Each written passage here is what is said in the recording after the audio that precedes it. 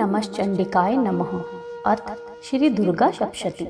8वां अध्याय रक्त बीज वध।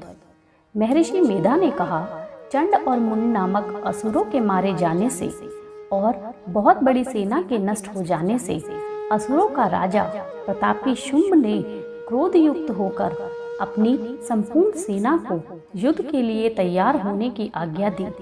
उसने कहा, अब उदायुध नामक 86 असुर सेनापति अपनी सेनाओं के साथ युद्ध के लिए जाएं और कंबु नामक 84 सेनापति भी युद्ध के लिए जाएं। कोटि वीर्य नामक 50 सेनापति और धूम्रकुल नाम के 100 सेनापति प्रस्थान करें। कालक, दोहृदय, मौर्य और काल के यह दैत्य भी मेरी आज्ञा से सजकर युद्ध के लिए कूच करें। भयानक शासन करने वाला असुरों का स्वामी शुंभ इस प्रकार आज्ञा देकर बहुत बड़ी सेना के साथ युद्ध करने के लिए चला। उसकी सेना को अपनी ओर आता देखकर चंडिका ने अपने धनुष की टंकारों से पृथ्वी और आकाश के बीच का भाग गुंजा दिया। हे राजन, इसके पश्चात देवी के सिंह ने दहाड़ना आरंभ किया और अंबिका के घंटे के शब्दों ने उस ध्वनि को और भी बढ़ा दिया। धनुष की टंकारों से, शेर की दहाड़ और घंटे के शब्द से पृथ्वी और आकाश के बीच का भाग गूंज उठा और इसके साथ ही देवी ने अपने मुख को और भी भयानक बना लिया। ऐसे भयंकर शब्द को सुनकर राक्षसी सेना ने देवी तथा सिंह को चारों ओर से घेर लिया।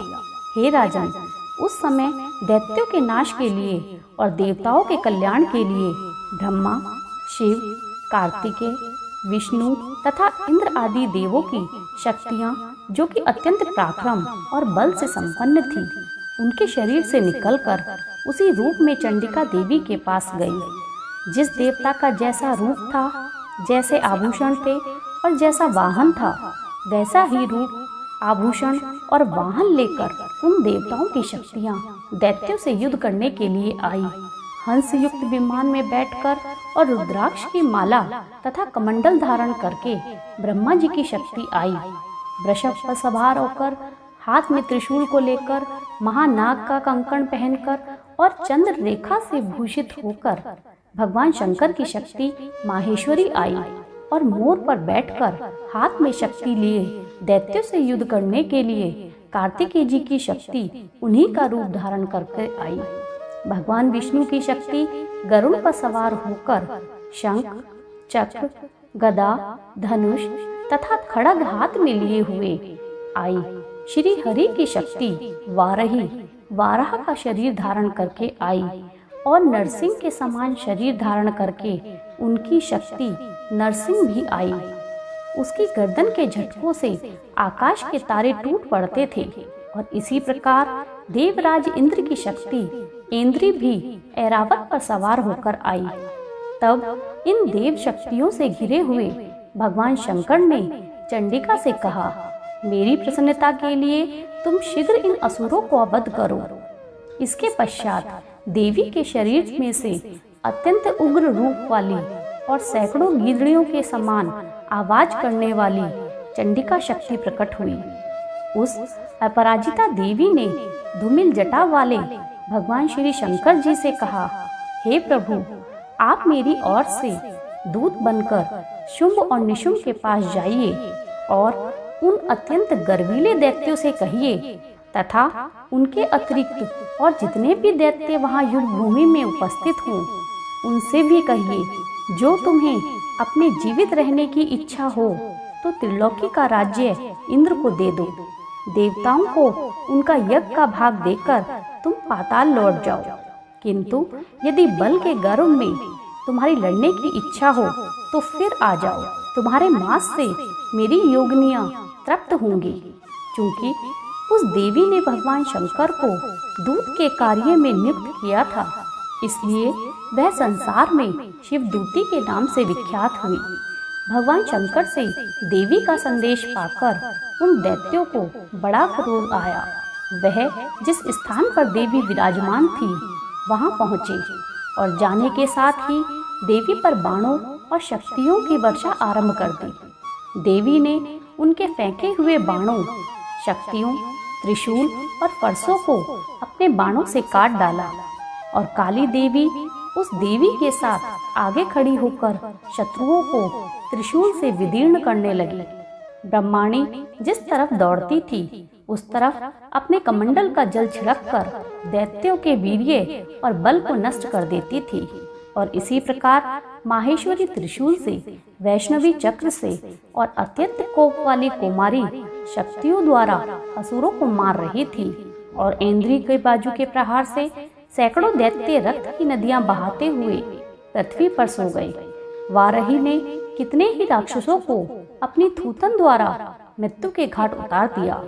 दाढ़ों के अग्रभाग से कितने ही राक्षसों की छाती को चीर डाला और चक्र की चोटों से कितने को विदीर्ण करके धरती पर डाल दिया।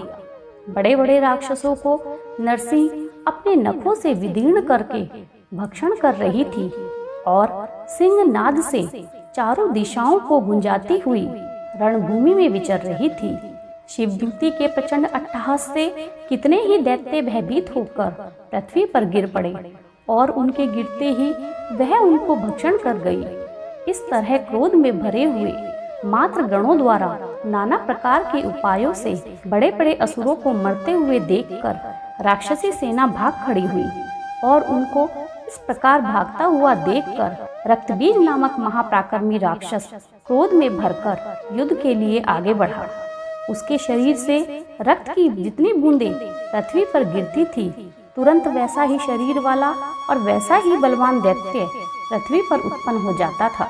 रक्तबीज गदा हाथ में लेकर इंद्री के साथ युद्ध करने लगा।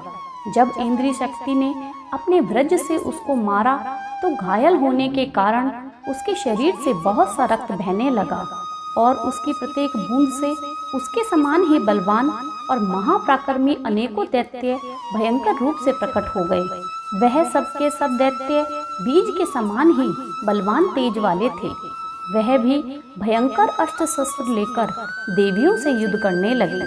वैसे ही जब वैष्णवी ने चक्र से, कुमारी ने शक्ति से और वाराह ने खड्ग से और माहेश्वरी ने त्रिशूल से उसको घायल किया तो उसके शरीर से रक्त बहने लगा, जिससे उसके ही समान हजारों महाअसुर उत्पन्न हो गए, जिसके द्वारा यह संपूर्ण जगत व्याप्त होने लगा। सभी माताओं द्वारा एक साथ प्रहार करने से रक्तबीज को भी क्रोध आ गया। तब उसने सब मात्र शक्तियों पर पृथक पृथक गदा से प्रहार किया। रक्तबीज के रक्त से जो महाअसुर उत्पन्न हो रहे थे उनको देखकर सभी देवता भयभीत होने लगे। देवताओं को भयभीत देखकर चंडिका ने काली से कहा, हे चामुंडे, अपने मुख को बड़ा करो और मेरे शस्त्र घास से उत्पन्न हुए रक्त बिंदुओं तथा रक्त बिंदुओं से उत्पन्न हुए महाअसुरों को तुम अपने इस मुख में भक्षण करती जाओ। इस प्रकार रक्त बिंदुओं से उत्पन्न हुए महादैत्यों को भक्षण करती हुई तुम रणभूमि में विचरो। इस प्रकार रक्त क्षीण होने से यह दैत्य नष्ट हो जाएगा। तुम्हारे भक्षण करने के कारण अन्य दैत्य उत्पन्न नहीं होंगे। काली से इस प्रकार कहकर चंडिका देवी ने रक्तबीज पर अपने त्रिशूल से प्रहार किया और काली देवी ने भी अपने मुख में रक्त को ले लिया। तब हे राजन, अनेक प्रकार के शस्त्रों से मारा हुआ और खून से वंचित वह महादैत्य रक्तबीज पृथ्वी पर गिर पड़ा। उसके गिरने से देवता अत्यंत प्रसन्न हुए और माताएं उस असुरों का रक्त पीने के पश्चात खुश होकर नृत्य करने लगी। बोलो जय माता दी।